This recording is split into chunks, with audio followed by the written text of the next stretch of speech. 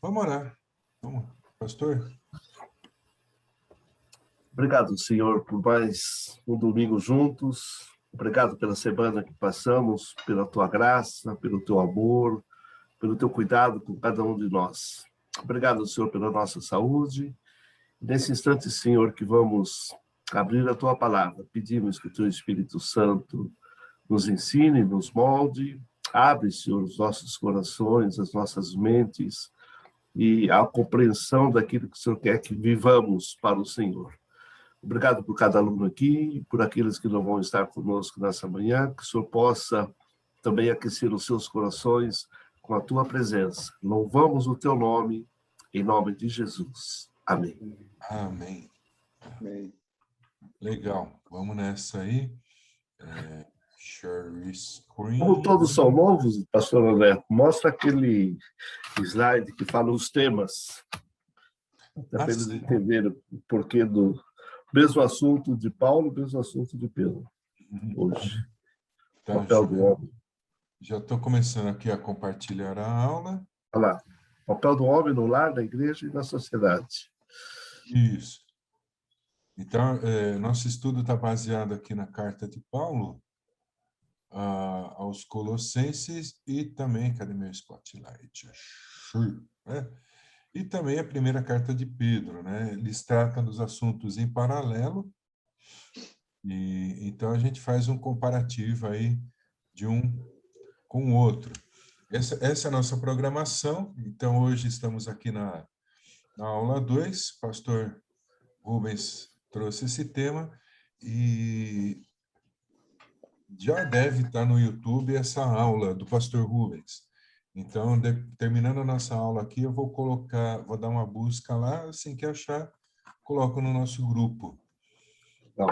Então, 3 temas comuns aí, as 2 cartas, que tratam dos papéis do homem no lar, na igreja e na sociedade, né?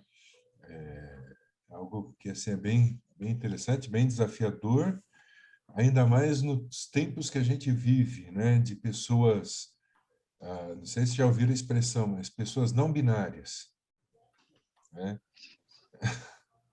Pois é, gente, para mim é até difícil de entender, de aceitar então pior ainda, né? Mas de entender já é difícil. Mas só fazer uma pergunta rápida aí, pode? Pode, opa. É uma dúvida aí que eu tenho, sei lá. A gente está falando aí do homem do lar, aí falamos inicialmente de Paulo e Pedro. Isso. Paulo até é família. E Pedro? Também, ele tem uma... Ele era casado, tudo? Era, Pedro por acaso era. Paulo que não. E Paulo não, né? Paulo Então, não. Paulo não. Isso. tá, Paulo... bom, vamos lá, vamos seguir. Isso. Paulo, ele falava na autoridade de Deus, né? E Pedro tinha sogra, né? Sogra de Pedro, famosa. Diz os engraçadinhos que foi por isso que ele traiu Jesus, né? Onde já se viu por a sogra, né? Enfim, né? Pois é. Segue aqui, deixa eu ver. Então, eu quero passar uma pequena introdução para vocês de Primeira Pedro. Primeira carta de Primeira Pedro. Pedro. Esse aqui é um vídeo do YouTube do The Bible Project, está em português, e, se não me engano, tem de outras cartas, também outros livros da Bíblia, não tinha aqui nada que avançar. Volta aqui, e deixa eu ver como eu faço para... Desculpa aí, colocar o vídeo. Para colocar o vídeo para o stoplight. Tá aí.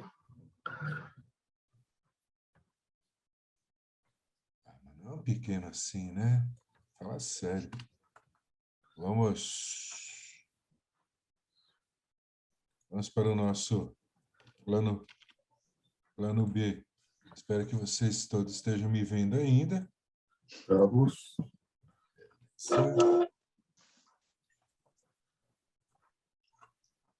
Tá dando para ver? O filme não. Só o Pedro. O Borrão Preto. Bem? O filme ainda esse não. Não tá passando nada aqui, não.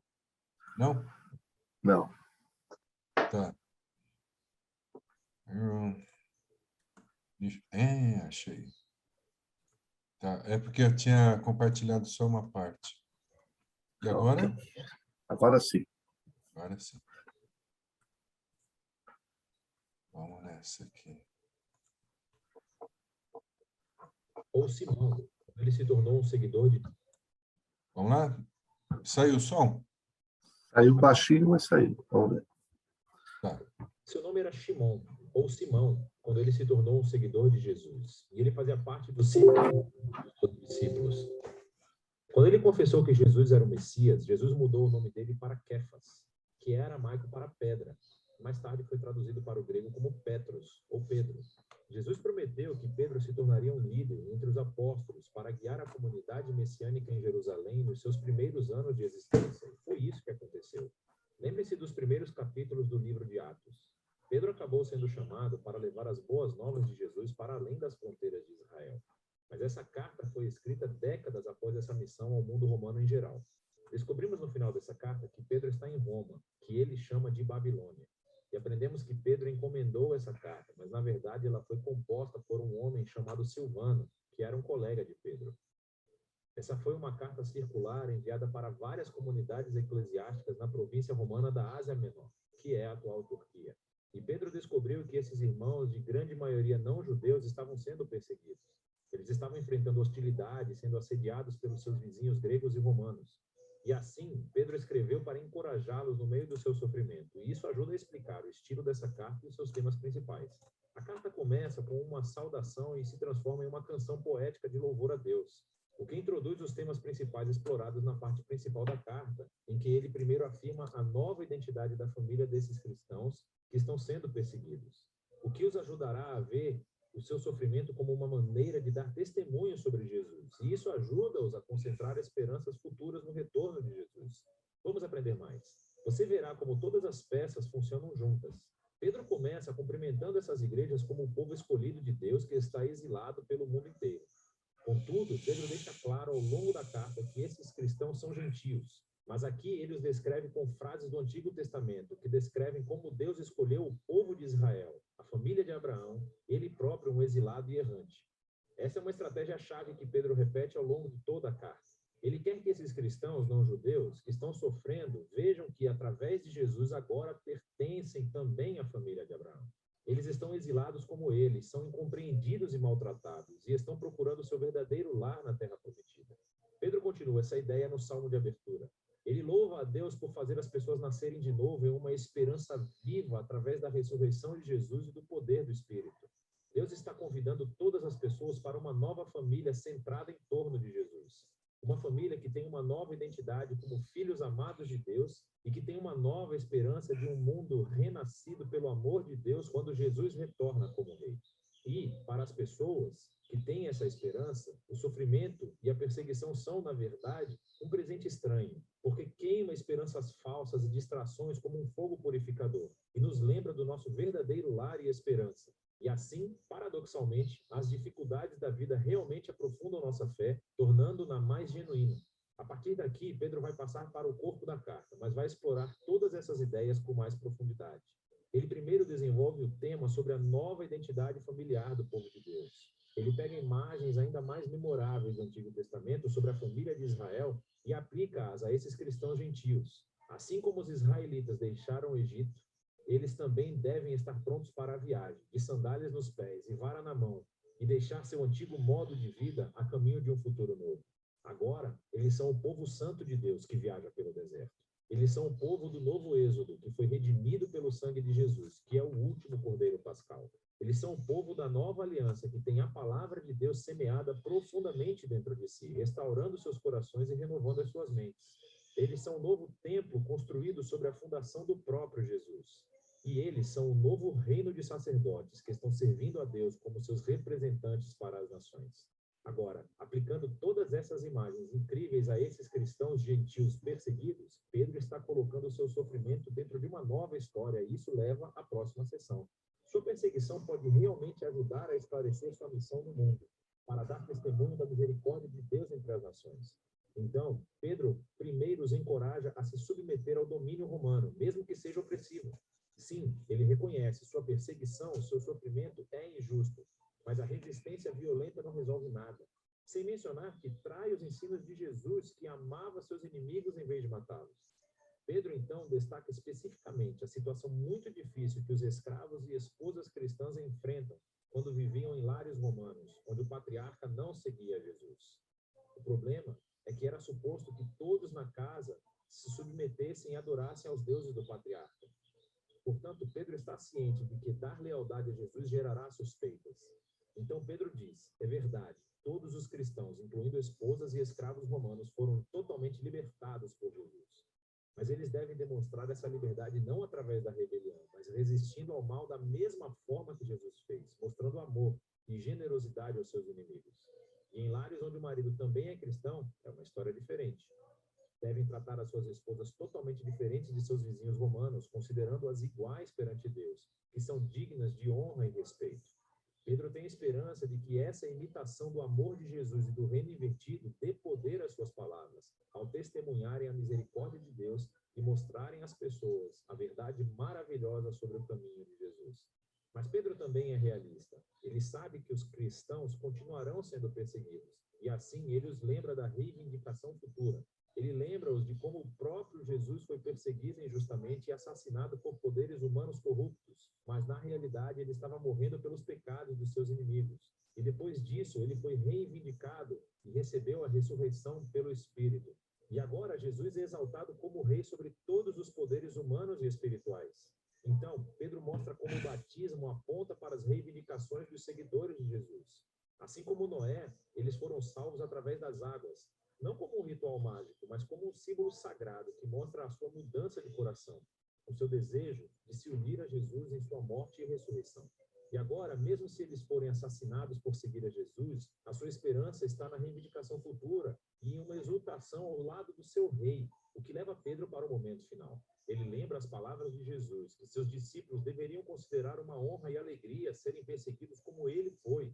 Pedro então pede aos líderes da igreja que cuidem desses cristãos sofredores e mostrem o mesmo tipo de liderança servil que Jesus mostrou aos seus seguidores. E, finalmente, Pedro lembra esses cristãos sobre o verdadeiro inimigo que eles estão enfrentando. Essa hostilidade não é simplesmente cultural ou política. Existem forças obscuras do mal espiritual no comando, que inspiram o ódio e a violência. E eles devem resistir a esse mal, permanecendo fiéis a Jesus e aos seus ensinamentos, e antecipando o seu retorno e vitória final sobre esse mal. Pedro conclui com uma oração pela força divina e envia uma saudação à igreja em Roma, que ele chama de Babilônia. Isso é bem legal. Pedro está adotando aqui a tradição dos profetas do Antigo Testamento, para quem o nome Babilônia tornou-se o arquétipo para toda e qualquer nação corrupta. E assim Roma tornou-se a nova Babilônia, e o seu império é onde o povo de Deus está agora exilado de seu verdadeiro lar, na criação renovada. A primeira carta de Pedro é um poderoso lembrete da esperança cristã no meio do sofrimento. Desde o início da sua criação, o povo de Deus tem sido uma minoria mal entendida, e eles devem esperar enfrentar hostilidade porque escolheram viver sob o governo de um rei diferente, Jesus. No entanto, a perseguição pode se tornar um presente estranho para a igreja, pois oferece uma oportunidade de mostrar aos outros a surpreendente generosidade e amor de Jesus, alimentados pela esperança do seu retorno. E é isso que 1 Pedro explica. Muito bem. Voltando aqui, né, na nossa aula.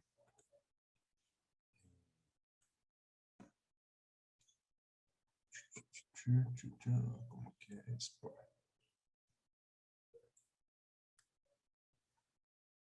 Tá, já. Então, gente, vamos lá.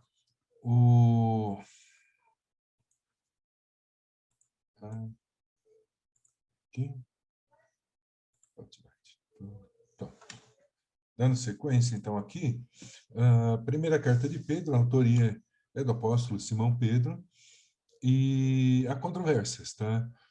Há controvérsias, mas quem levanta essas controvérsias normalmente são teólogos adeptos da teologia liberal. A teologia liberal ela parte de alguns princípios bastante discutíveis. Foi uma teologia muito em voga no começo do século XX. Então, coisa que já tem mais de 100 anos aí, que vem causando estragos contínuos à igreja cristã evangélica, especialmente na Europa, mas a gente tem algumas igrejas aqui no Brasil também que seguem essa teologia, né? Mas a igreja, por exemplo, da Itália foi praticamente destruída. Quando fala igreja, né? Batista, metodista, valdenses, né? Foi praticamente destruída a igreja por conta da teologia liberal. Mas, enfim, eles defendem o seguinte: primeiro, não tem milagre. Segundo, tudo requer uma explicação científica. Terceiro, a Bíblia inteira é absolutamente questionável de ponta a ponta, a não ser que tenha provas concretas de que realmente foi escrita. Então, os adeptos mais radicais a essa teologia deixam aí o Novo Testamento com aproximadamente 15% dos textos que a gente entende como inspirados, tá? Nós que somos conservadores. Então, por exemplo, né, no encontro de Jesus com Nicodemos, as palavras de Jesus, o diálogo com Nicodemos é considerado inspirado. O que João colocou, explicando as circunstâncias, explicando o pós-encontro, é desprezível, né? Porque não são palavras de Jesus. Então, fica de fora um certo versículo, que é João 3,16, por exemplo, né? Porque Deus amou o mundo de tal maneira que deu seu Filho unigênito. Fica de fora porque não é inspirado, porque não é palavra de Jesus. Essa é a teologia liberal, que os mais radicais dizem até o seguinte: será que existiu Jesus? Não foi um mito, uma lenda que surgiu naquele tal. Então, a teologia liberal é meio complicada, né? E eles defendem que foram discípulos que escreveram aí por volta do ano 100, né, para as igrejas, dizendo que eram Pedro, né? Não tem base nenhuma para defender um negócio desse, mas eles acham que estão certos, tá? Nós vamos pela posição conservadora, que quem escreveu foi Pedro, sim, ou melhor, né, quem ditou foi Pedro, escrito por Silvano.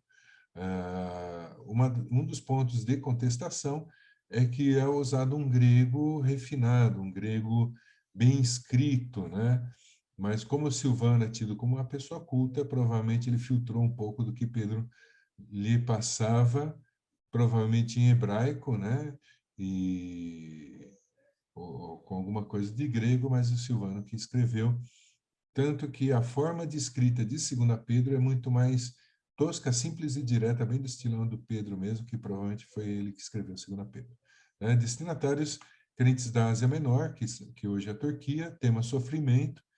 É interessante que aparece mais vezes em 1 Pedro a palavra sofrimento do que todo o resto do Novo Testamento, tá? Roma era identificado naquela carta como Babilônia, né? Os que estão na Babilônia e tal, né? Porque é a representação da imoralidade e corrupção que a gente viu no vídeo que foi compartilhado, né?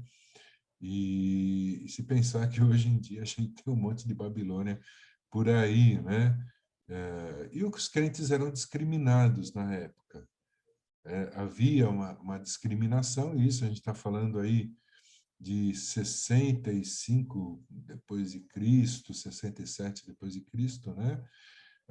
A igreja já havia crescido bastante e algumas das acusações dadas ou colocadas sobre os crentes, primeiro de antropofagia, porque eles comiam a carne e sangue.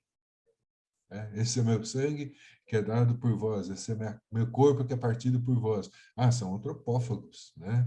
E a ceia do Senhor, gente, é pão e vinho, né? Mas a fake news na época funcionava a todo vapor como é hoje. Também eram acusados de incesto. Por quê? Porque tinha irmão casando com irmã, né? E era irmãozinho, irmão, fulano casando com a irmã Beltrana, né? Imagina, é modo de tratar, mas era casamento entre irmãos, incesto, né? Imagina onde já se viu. Era tido como uma seita secreta. Por quê? Porque se reuniam nas casas. Não haviam templos formais naquela época, né? Então, a pessoa que se junta em casa é motim, é seita, é segredo, né? Então, se não estão em templo, alguma coisa errada tem, né? Sendo que o templo que eles tinham era de Júpiter, era de Diana, era de, né? Sinagogas, etc. Mas, enfim. E, por fim, eles eram, os crentes da época eram acusados de serem ateus. Por quê? Porque Roma tinha milhares de deuses, onde já se viu adorar um Deus. Adorar um Deus e Jesus e a ressurreição, né? Como foi a confusão dos atenienses com o discurso de Paulo no Areópago, né? Então, onde já se viu adorar um Deus? Isso é ateísmo. Eles não creem nos deuses, né? Então, a igreja era perseguida por tudo isso. Assim, e a igreja também não adorava César. Então, gerava um conflito de religioso também nessa parte. Então, realmente, Pedro escreve para pessoas sofridas em meio ao sofrimento, e nesse contexto a gente tem o homem no lar e tem a esposa no lar. O homem teve direito a um versículo na carta, e as mulheres a 6. Né? Então, a gente está aqui para discutir esse um versículo que, vamos lá, pegue sua Bíblia e vamos abrir aqui para ler o nosso versículo. 3:7. Isso, 3:7. Quem encontrar pode ler, não precisa ser eu, não. Instruções para os maridos. Da mesma forma, vocês, maridos, honrem sua esposa. Sejam compreensivos no convívio com ela, pois ainda que seja mais frágil que vocês, ela é igualmente participante da dádiva de nova vida concedida por Deus. Tratem-na de maneira correta, para que nada atrapalhe suas orações. Joia. Gente, tem uma tradução aqui, que é a Almeida... Como que é? Almeida Corrigida Fiel, né? É a tradução mais antiga e que fala, que denomina a mulher como vaso mais fraco, como vaso frágil, né? E a ideia do texto é essa mesma, Pedro, quando coloca isso mesmo, a mulher como uma parte mais frágil no relacionamento marido-mulher, né? O homem-mulher. Mas isso, então, como a gente viu no vídeo, e quando a gente vê o contexto da época, que as mulheres eram totalmente dependentes dos maridos, a mulher não podia trabalhar fora, a mulher viúva dependia dos filhos para seu sustento, a mulher solteira dependia do seu pai para se manter, então a mulher era totalmente dependente do homem, tá? Seja do pai, seja do marido, seja do filho, então elas não tinham a liberdade que tem hoje de ir para o mercado de trabalho e ter seu próprio sustento. As mulheres também eram bastante oprimidas na época, tá?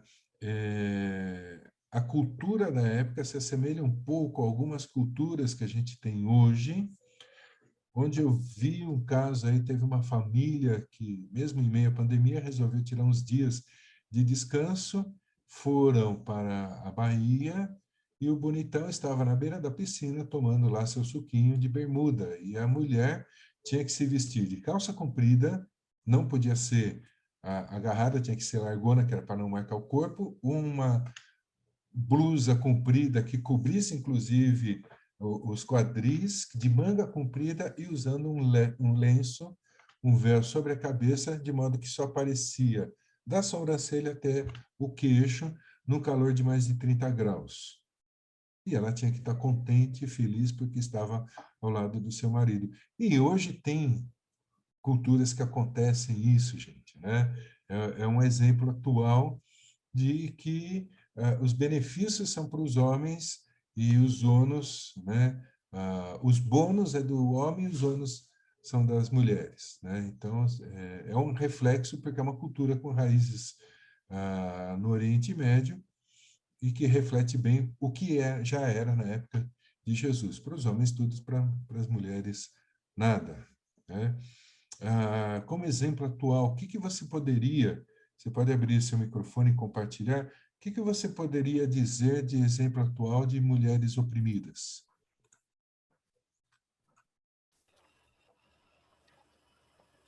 Pastor, as mulheres do Oriente Médio são a maior referência Ainda, que nós né? temos, né? Isso. Mas só de lá a gente tem Não, aí tem exemplo de as algum outro violências, lugar? os abusos domésticos que são velados. Aliás, acontece muito aqui em nosso país. Aliás, tem casos citados na nossa própria igreja. E são casos Misericórdia. velados, porque as mulheres têm medo de denunciar esses agressores e ficam aí por anos a fio sofrendo nas mãos desses agressores, né? Pois é. Acho que um dos exemplos, pegando o gancho do Wilson, que há problemas, às vezes, nas nossas igrejas, né? Porque os homens pegam aquele texto que tanto Paulo quanto Pedro falam, as mulheres sejam submissas aos seus próprios maridos, né? Como Paulo falou e Pedro também. Acho que Pedro escreve no início do capítulo 3. E o pessoal entende que submissão é você... a primeira que ouve, a última que ouve é a primeira que apanha. Quer dizer, aqui quem manda sou eu, a Bíblia fala que você deve ser submissa, então cala-te, né? Quem manda sou eu. Mas essa submissão que a Bíblia ensina não é uma submissão cega, de eu mando e você obedece, né? Igual o nosso ex-ministro lá, né? Um manda, o outro obedece. Mas, lamentavelmente, o que o Wilson falou, isso às vezes acontece no público cristão. Por quê? Mal ensinado, quer dizer, ouve essa palavra de submissão, mas não entende que essa submissão é uma submissão em amor, mas se como Cristo foi submisso ao Pai e dar a sua vida, nós devemos ser submissos a Cristo, nós homens, assim como nós somos submissos a Cristo, a mulher deve ser submissa ao homem. Não é uma submissão que traz maldade para nós. Cristo, quando nós somos submissos a Cristo, Cristo não nos afeta no nosso dia a dia a ponto de não vivermos contentes, alegres e felizes. Então, a questão é de entender o que é submissão. E o que você falou é uma grande verdade. Nas nossas igrejas cristãs, tem problema, sim, das mulheres submissas. Uma professora que eu tive no seminário falava que submissão está debaixo da mesma missão. Isso é verdade, submissão. Sob a mesma missão, então, com mesmos princípios, valores, objetivos, isso é ser submisso. Como a gente tem que ser submisso a Cristo. Ou seja, submissão não é inferioridade. Tem que entender que a mulher não é inferior ao homem. Cristo já mudou isso. Esse é um outro problema. Marcos, você estava falando algo? Não, é rápido. Não, o entendimento da palavra também se faz errado, né?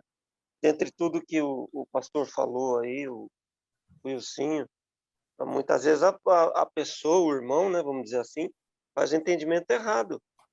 Então, esse negócio de submissão aí não é bem assim. Você deixa, vamos supor, sua esposa em casa, e aí porque você faz todas as coisas, aí ela tem que ser submissa a você. Seria isso a autoridade, né, máxima. Ou seja, você faz, ela tem que abaixar a cabeça e fazer tudo, cuidar só da família. Não é nada disso. A palavra ensina totalmente diferente, né? Ela só coloca cada um no seu lugar. Agora, mas somos iguais. Quando a Bíblia fala de mulher como vaso mais frágil, há de se relevar que a parte fisiológica de homens e mulheres é diferente. O homem tem mais força física, tem mais explosão, ou seja, a explosão física que se fala é aquela que o goleiro faz quando vai agarrar a bola que está lá no canto, foi chutada lá no canto, o soco, né, mais forte. O homem tem mais massa muscular, a mulher tem menos, tanto que no esporte, por exemplo, os recordes de corrida de 100 metros e a São Silvestre, etc., esportes de alta performance, o homem tem vantagem, né? Ele corre mais rápido nos 100 metros, ele cumpre a maratona, cumpre a São Silvestre em menos tempo, porque é a constituição física, tá? Do homem. Por outro lado, a mulher tem mais resistência a dores, tá? Tem mais resistência a dores. Coisa que o homem tem lá a sua resistência física, mas todo mundo foge de uma boa injeção, né? Ai, meu Deus do céu! Coisa típica de homem, né? Misericórdia.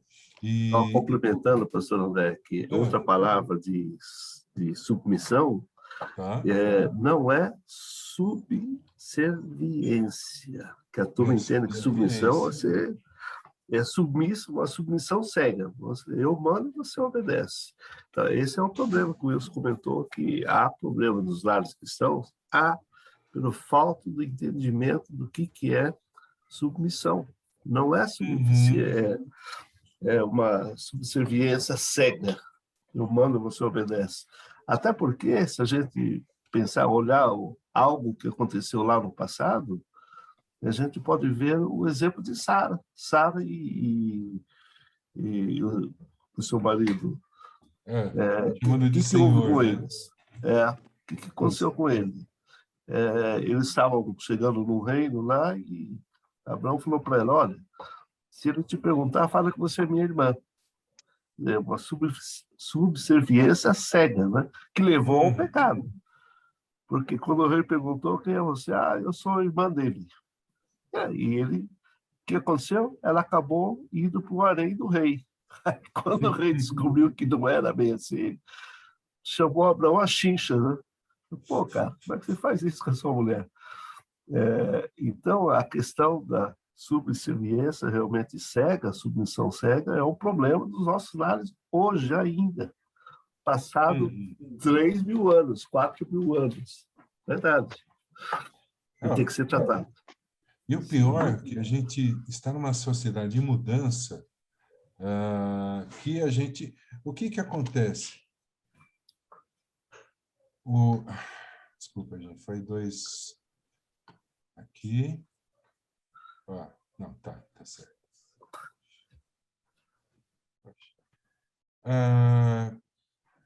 Peraí, tem alguma coisa errada. Sim. Depois a gente volta naquele slide lá, acho que ele ficou meio fora de sequência.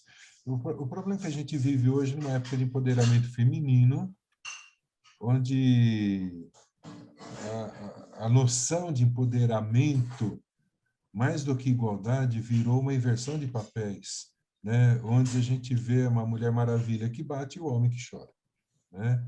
E eu vi essa semana um questionamento num site dizendo por que as jovens casaram e pegaram o sobrenome do marido? Quando separar, vai ter que desfazer, refazer todos os documentos. Então, já casa pensando na separação, já casa pensando não em igualdade, mas por que tem que ter o nome do marido? Né? Tem que ter porque se amam e formaram uma família, né?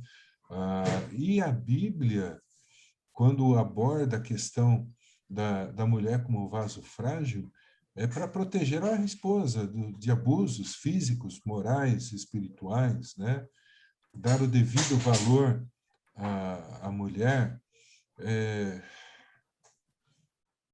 é uma questão de parceria mais do que protecionismo.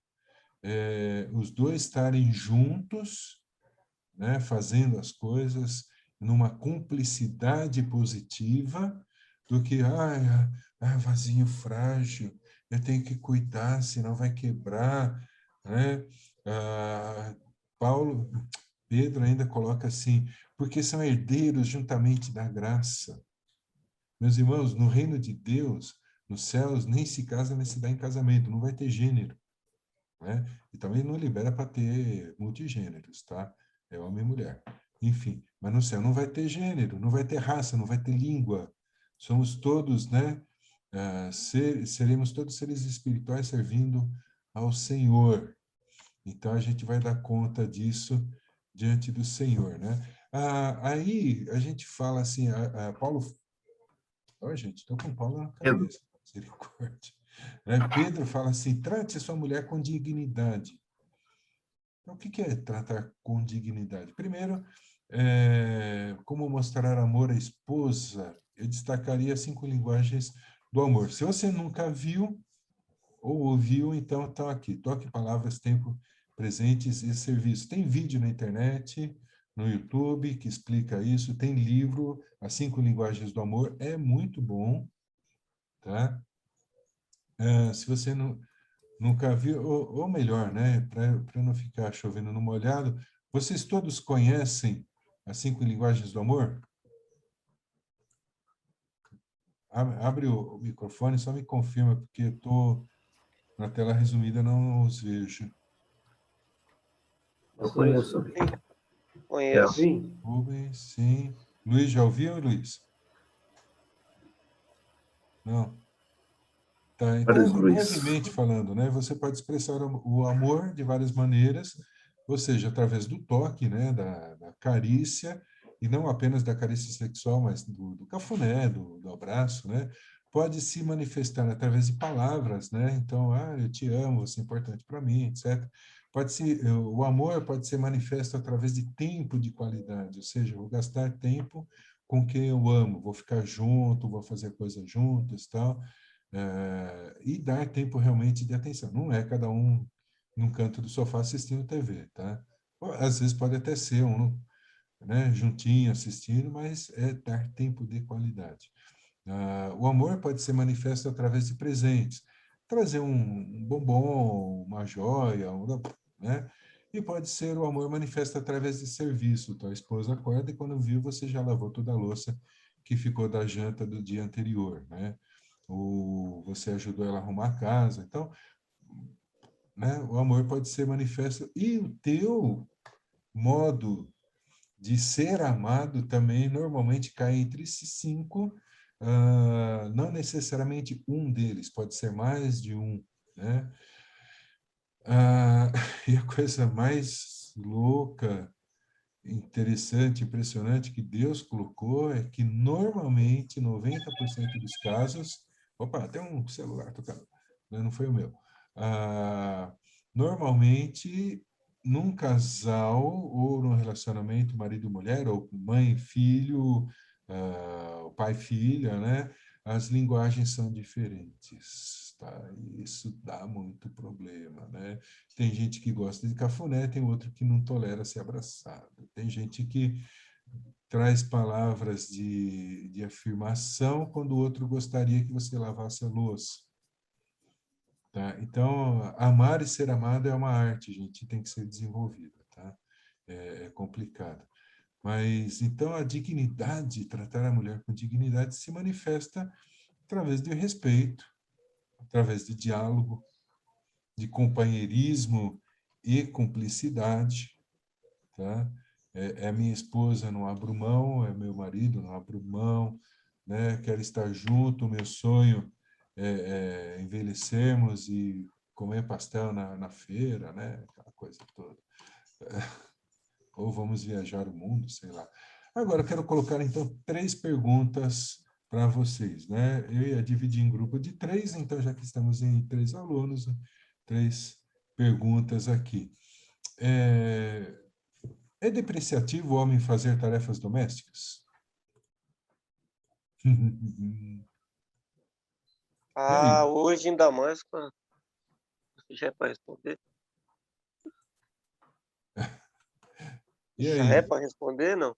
Já é para responder, vamos lá. Hoje que a tecnologia facilitou nossa vida, hein? Vou dizer, hein? Pois é, rapaz, eu lavo Meu a Deus, roupa, às lava vezes a você não lava a louça. roupa, né? Não dá Puxa tempo. vida. Só joga na máquina e depois... Exatamente. Ou seja, a gente tem menos álibi aí para deixar de fazer, né? Não tem nem como. Isso. Pois. Eu ajudo no serviços domésticos desde a infância, né? Minha mãe sempre trabalhou fora, hoje não mais, claro, Tá. mas eu cresci sendo o filho mais velho, além de cuidar dos irmãos, eu cuidava da casa, fazia o papel aí de muitas filhas de lar. E isso, até hoje, eu Não casei, mas moro com a minha mãe, ajuda aqui no serviço doméstico sempre. Legal. Eu ainda faço, apesar de ter a máquina, como a gente só está em 2 agora em casa, então até que enche a máquina de louça, eu falo, deixa aqui, já lavo logo e pronto. 2 pratos e 2 copos são fáceis, né, pastor? Imagina. Nem Só compensa no encher a final. máquina. Não, nem compensa. E Só ficar quando reúne guardando a na família máquina toda. também, Pois é. verdade. Gente, Mas eu não vejo, posso- pessoalmente falando, é, eu não vejo nenhum desmerecimento o fato de você fazer algo na casa. Não está nem escrito em nenhum lugar que lavar louça é de mulher. Onde é que você ouviu isso? Né? Ou lavar roupa, ou passar. Quer dizer, isso foi um pois é. estereótipo criado pelo próprio homem, né? Porque Pois é, e se você onde é mora que está escrito a sozinho, regra aí de É o a que o questão homem hoje faz? da culinária, os melhores chefes hoje são homens, né? Lá. Até porque hoje também as mulheres, nos nossos dias atuais, as mulheres estão assumindo posições de lideranças em empresas que também era, no passado, era só o homem que podia, né? Você tem presidentes de empresas famosas, e tem presidente até de país, né? Você vê lá na Alemanha, a Merkel, né? Angela Então, Merkel. então, essa coisa de isso aqui só homem faz, isso só mulher faz, tende a desaparecer. Eu acho que nós vivemos um mundo que de casamento a 2, aquilo que é uma parceria a 2, e parceria não existe isso, tá? Isso eu não faço, isso só você faz. Então não é parceria. Algumas coisas ainda causam um pouco de estranhamento. Uma mulher mecânica, sim, Já tem, Motorista né? de Uber, de tem. ônibus. Motorista de Uber, é verdade. Motorista de Ué, ônibus. até joga um futebol, agora tem time feminino. Pois é. Mas Quem ainda não diria? achei mulher operando britadeira, alguma coisa Não sei assim. aqui no nosso país, mas em algum país aí vai Pode ser que a saber. gente ache, né? Agora, por que que a mulher precisa de proteção? Por que que tem que ter uma lei Maria da Penha? Por que que não tem uma lei José da Penha? De novo, é aquela questão da submissão, né? Que o homem entende que a mulher é submissa a tudo, então cara, ela é mais fraca, mais isso, mais aquilo, quem manda é o marido, nós somos os machões, e precisou criar essa lei do Maria da Penha, porque Eu acho que, o homem se acha dono da mulher. Não, ela é minha. e Casei com ela. estatisticamente, a violência a maior parte de violência é de homem contra mulheres, né? Então, por quê? Sim. Por isso que Porque se criou a eles lei, se né? acham no direito, porque é um objeto meu. Mas se tem Gente, muita mulher batendo em homem hoje também, viu? Elas estão se revoltando. Qual foi o primeiro pecado depois que o homem saiu do paraíso? E Que comer a maçã todo mundo já viu, né? Mas qual já que foi o viu, próximo? Qual que foi? Foi Caim que matou Abel. Gente, o primeiro pecado é a desobediência, o segundo é a violência. partiu para a violência. Nós, seres humanos, temos uma facilidade de apelar para a violência, infelizmente, de um modo absurdo. A nossa parte animal se manifesta aí, muitas vezes descontroladamente, e você vê isso no trânsito. Isso no trânsito, gente. Às vezes o cara brigando por bobeira, porque ele levou uma fechada, mas a pessoa que... Você que estava entrando no ponto cego, você é fechado e sai dizendo altos impropérios, né? Aquela coisa toda. Misericórdia, a gente tem... o ser humano tem essa tendência para violência, né? Diz que se colocar dois seres humanos numa ilha, provavelmente os dois brigarão, ficarão em cada canto da ilha, né? Vai ser difícil deixar o juteu. Aquele Mas negócio de outra Lagoa coisa, Azul é só coisa de filme. Provavelmente, quando chegasse o barco, eles estariam divorciados. Tá? verdade. Mas outra coisa, pastor André, que em relação a por que a mulher apanha em casa, né? E a gente está comentando Maria da Penha. Isso vem do homem desde o passado, porque se a gente analisar o contexto da mulher desde lá do passado, e os gregos eram assim, o pessoal da época do Novo Testamento, logo no início, também eram assim, que a mulher era um objeto do homem, de uso do homem. Pois O é. homem tinha a propriedade dela, fazia o que queria com ela. Vendia, dava, não quero mais. Então, essa Como que é, cultura... pastor? Hã? Eu tinha 15 ovelhas, 3 camelos, 2 escravos e 2 mulheres. E uma mulher. Eu estou pensando em trocar uma de Era 40 por 2 de comparável, era 20. igual. Né? Então, essa cultura está enraizada no homem. Mas quando Cristo veio, ele mudou tudo. Acabou. Então, se nós, é o que Pedro e Paulo falam, se nós somos cristãos agora com uma nova mentalidade, um novo povo, esse novo povo, gente, nós temos que assumir essa identidade de um povo novo, de amor, de graça, de misericórdia, porque assim como Deus tem misericórdia e amor conosco, nós devemos amar as nossas mulheres. Como parte mais frágil da relação, porque aquela questão eu mando, você obedece, não, nós somos um povo diferente. Mas, lamentavelmente, carregamos ainda o pecado em nós, né? O machismo. Mas aí eu chego na última pergunta, né, que Pedro fala aqui, para que não sejam impedidas as vossas orações. Por que um relacionamento disfuncional afeta o seu relacionamento com Deus? Por quê? Eu penso que a questão de... A palavra fala que quando você estiver em desacordo com o seu irmão, você tem que acertar para você oferecer oferta a Deus, né? Você citou aí Caim e Abel, e acho que acontece o mesmo na relação profissional. Se o cara está sempre em crise com a esposa ou vice-versa, como que ele vai ter um relacionamento com Deus se ele não consegue ter um relacionamento com a sua própria esposa ou seu esposo, aí no caso da mulher, um relacionamento amigável, de companheirismo, de respeitabilidade e de amor. É difícil. Aí tem aquela historinha lá do filho que falava, o papai podia ser igual, quero morar na igreja, porque o papai aqui é tão bonzinho, em casa não, né? É uma história bem conhecida. Então, quer dizer, o cara prega uma coisa que não vive, e isso termina sendo também referência para a vizinhança e tudo. Por isso que tem muito maus testemunhos aí, né? Então, eu penso que aquele texto também, acho que é de Pedro, como é que você diz que ama a Deus se você não vê, se você não ama o seu irmão que você vê, ou a sua esposa com quem você convive com ela? Como é que vai orar? Como é que você ama a Deus? Está mentindo. Quer dizer, suas orações não vão passar no teto, né? E na verdade, em cima disso aí, como diz lá no versículo, vai atrapalhar nossas orações, né? Não é só você fazer e o Senhor não ouvir, vamos dizer assim, né? Na verdade, é você não fazer, né? Porque acontece com a gente, pelo menos comigo, situações aí de intrigas ou alguma coisa aí. Aí você tem que ou levar uma palavra ou orar. É complicado, você não consegue enquanto você não acertar. Não acertar, exatamente. Entendeu? Então são duas situações, né?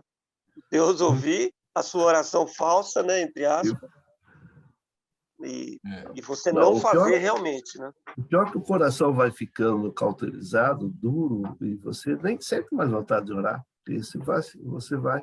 Se o teu amor esfria com o teu irmão, com o teu próximo, com a tua esposa, o teu amor com Deus também vai esfriar. Não tenha dúvida. Exatamente. É a questão que uma coisa se reflete na outra. E também há um outro reflexo que vocês não abordaram, mas é importante destacar. Quando você não ama, você não entende amor. Quando você trata o cônjuge ou a mãe ou o filho com violência, é porque você acha que Deus é violento.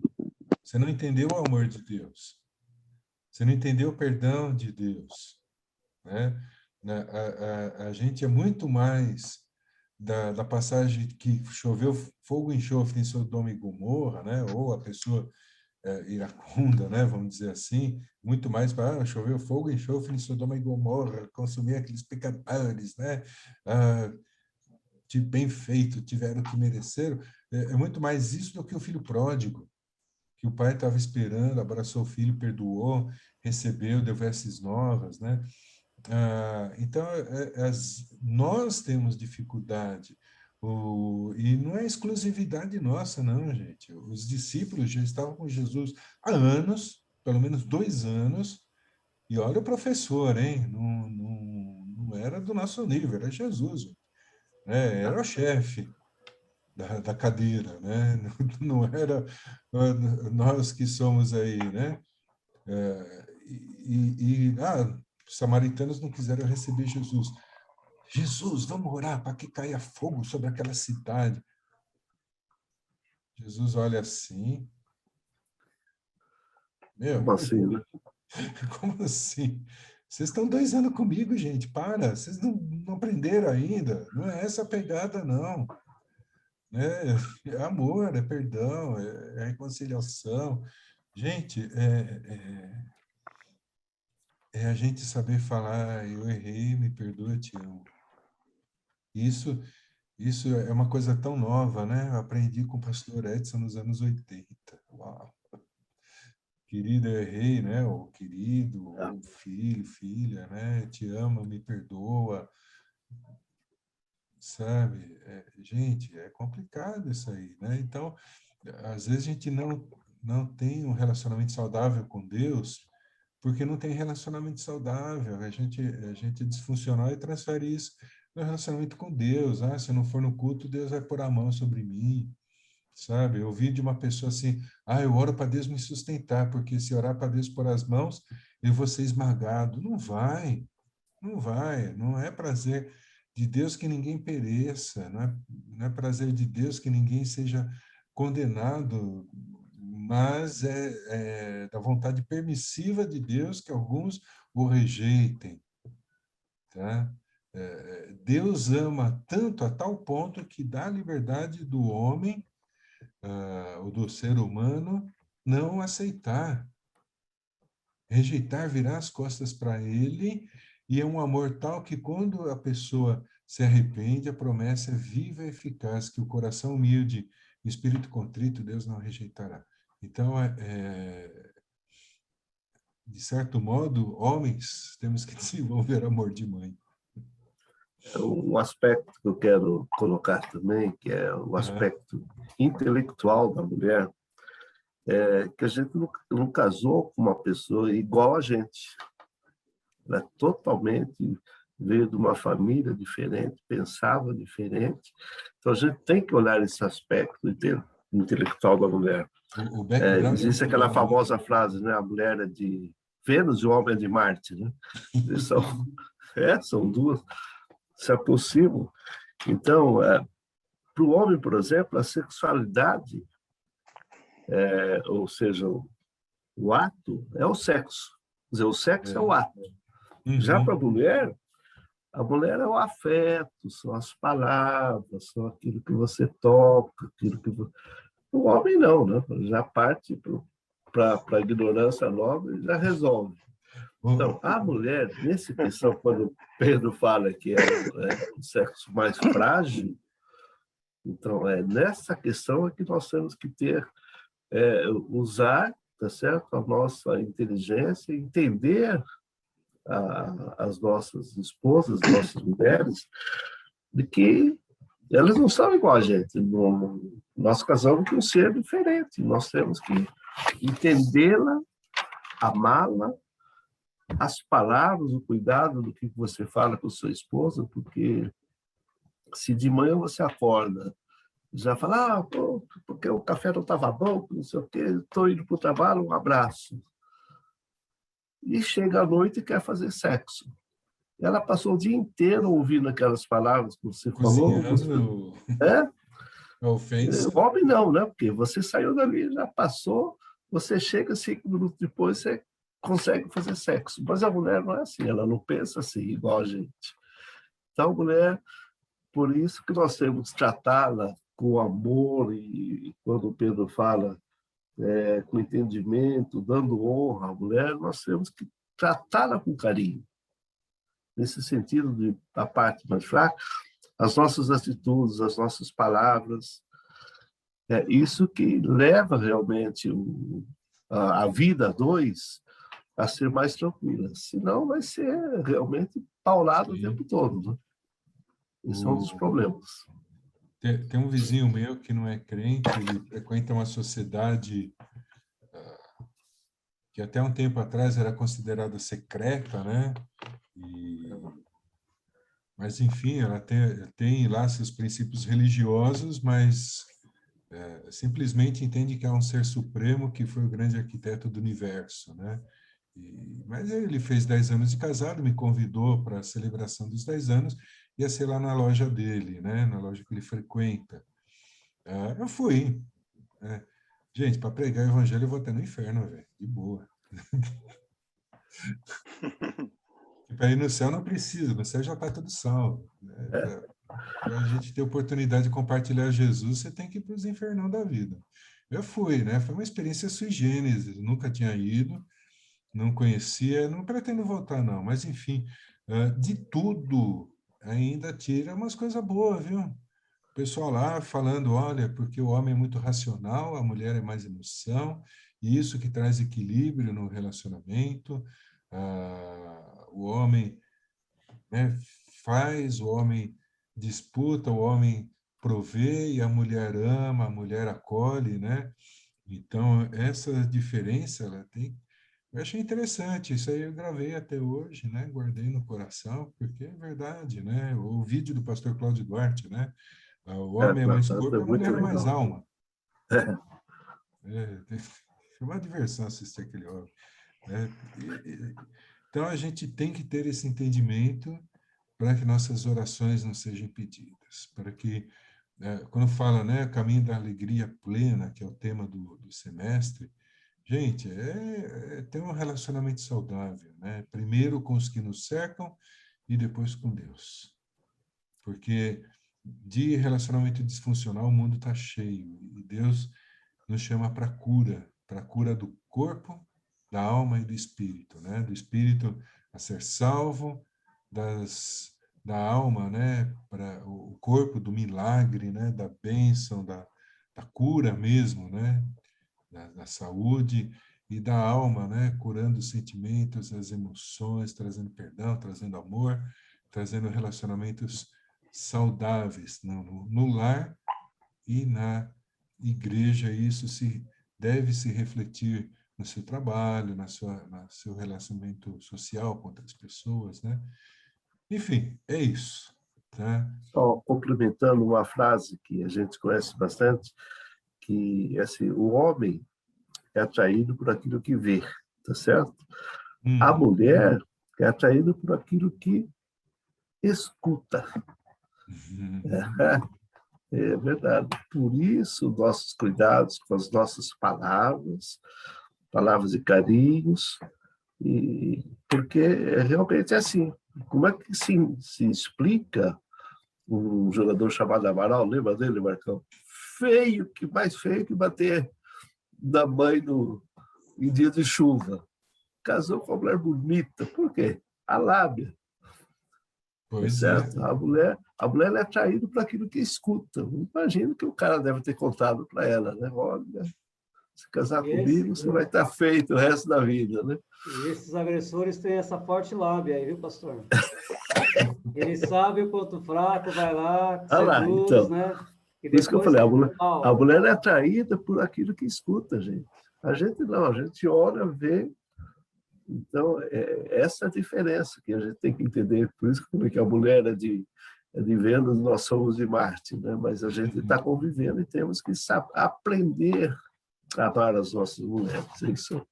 Continua lá, pastor André. Amém. Não, da minha parte está completo.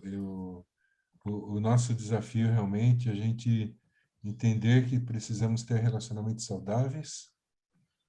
Vem através da manifestação do amor, vem através do repúdio à violência, vem do entendimento que somos seres diferentes, né? E principalmente vem do entendimento que a mulher tem as suas fragilidades que têm que ser respeitadas. Também faz parte do nosso papel de homem. Amém? Também. Gostaria Tem de só uma fechar por frase, aqui. citar uma frase do James Hunter, na questão de família, de homem e mulher. Ele citou uma frase muito legal sobre os homens. Ele fala assim: você não é o que você escuta, você não é o que você fala, você não é o que você sente, e você não é o que você promete, você é o que você faz. Então, temos que tomar cuidado naquilo que a gente fala, que escuta, que sente, porque nós somos aquilo que realmente vivemos. Então, não adianta eu falar, eu sou isso, faço aquilo. Não é, você não é o que você fala, não é o que você sente, não é o que você promete. Você é aquilo que você vive, aquilo que você faz no seu dia a dia. Aquilo que eu acho que foi o Wilson que falou, né? Eu quero viver na igreja, porque lá o meu pai faz uma seda, mas em casa... Então, o que nós somos? Nós somos aquilo que nós fazemos, gente. E aí Deus conhece o nosso interior, o nosso coração. Então, não tem como enganá-lo. Eu posso falar bonito aqui e tal, mas se eu não viver aquilo que eu falo, dependendo das minhas orações, de novo, né, Marcos? Não vão passar no teto.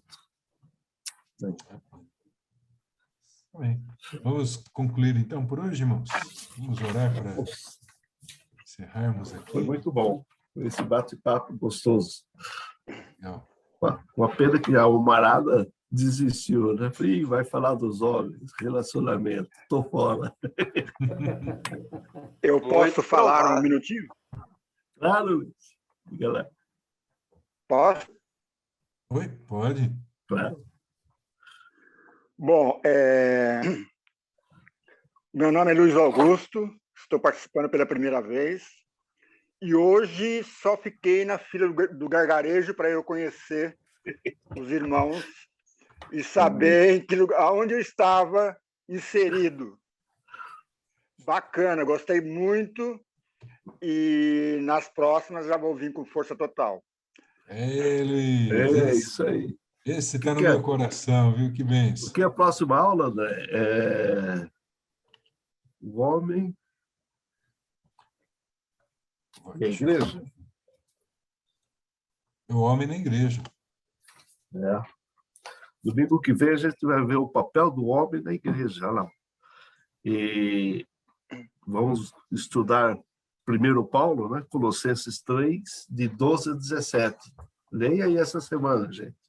E domingo que vem eu vou estar desafiando-os a entender qual é o papel do homem na igreja. Segundo Paulo. Vou estar bem preparado. Então é Colossenses Legal. 3, 18 a 21. Anota aí. Aí vai dar para definir, Paulo ou Pedro. Por enquanto não dá, não. Está dando empate. Está dando empate. Falando. Legal. Vamos orar? Vamos lá. Senhor, te louvamos por estarmos aqui juntos. Te agradeço pela vida do Wilson, do Marcos, do Luiz, que estão aqui conosco, ó Pai. E queremos dizer que é um prazer estar falando de Ti, falando sobre o Teu reino. É tão bom, Pai.